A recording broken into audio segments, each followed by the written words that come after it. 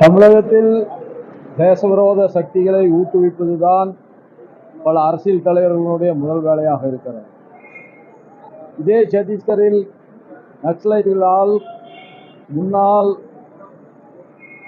முதல் மந்திரி உட்பட பல பேர் சுட்டுக் கொல்லப்பட்டது அனைவருக்கும் நினைவிருக்கும் என்று நான் நம்புகிறேன். அர்பன் நக்சலிசம் எங்கும் பரவி வருகிறது. இது தேசத்தினுடைய நலனுக்கு எதிரானது. நக்சலைட்டுகள் ஒடுக்கப்பட வேண்டும். தீவிரவாதம் எந்த உருவில் வந்தாலும், அது சிவப்பு உருவில் வந்தாலும், இஸ்லாமிய தீவிரவாதமாக இருந்தாலும், எந்த தீவிரவாதமாக இருந்தாலும் அது கடுமையாக இரும்பு கரம் கொண்டு அடக்கப்பட வேண்டும். அப்பொழுதுதான் தேசத்தினுடைய வளர்ச்சிக்கும் அமைதிக்கும் அது உதவும். அதே போல மத்திய அரசு ஆளுநர்களுக்கும் இங்க இருக்கிற ஆட்சிகளுக்கும் இணக்கமான சூழ்நிலை, இதனால மத்திய அரசின் செயல்பாடுகள் இங்க வர்றதில்லைங்கிற மாதிரி மத்திய அரசு எவ்வளவோ தந்து கொண்டிருக்கிறது. அதை போற்றுவதற்கு சிலருக்கு மனம் வருவதில்லை. தமிழக அரசு மத்திய அரசோடு இணைந்து செயல்படுவது தமிழகத்தினுடைய முன்னேற்றத்துக்கு உதவும். தமிழகத்தினுடைய ஆளுநரை பொறுத்தளவில் மிக மிக நேர்மையானவர். அவர் தன் கடமையை மிக சரியாக செய்து வருகிறார்.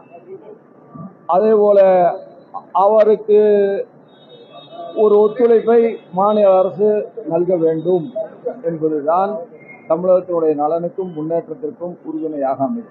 அதே போல டெல்லியில தமிழர்கள் வசித்து வந்த ஒரு வரலாற்று முகாம் அதை இன்னைக்கு பிடிச்சிருக்காங்க. நாடெங்கும் இன்றைக்கு ஆக்கிரமிப்புகள் அகற்றப்பட்டு வருகிறது. அது உச்ச நீதிமன்றம், உயர் நீதிமன்றங்கள் பல்வேறு தீர்ப்புகளை அதற்காக தந்து கொண்டிருக்கிறார்கள். அது போன்ற நேரங்களில் சில முடிவுகள் தவிர்க்க இயலாததான் இருக்கு. இந்தியாவில் உள்ள அனைத்து பகுதிகளிலுமே இந்த டாஸ்மாக் பிரச்சனை அதிகமாக இருக்கு. டாஸ்மாக் பிரச்சனை அதிகமாக இருக்கிறது என்பது வருத்தத்துக்குரிய ஒன்றுதான். அதை காட்டிலும் கஞ்சா அதிகமாகி பரவி கொண்டிருக்கிறது.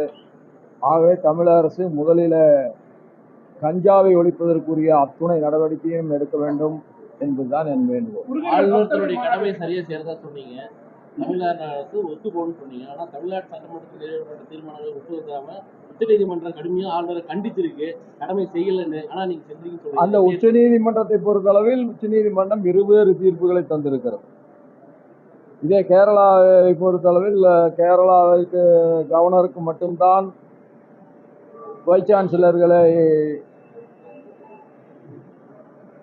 அனுமதிக்கின்ற அல்லது வைஸ் சான்சலர்களுக்கு நியமிக்கின்ற முழுமையான அதிகாரம் இருப்பதாக சொல்லி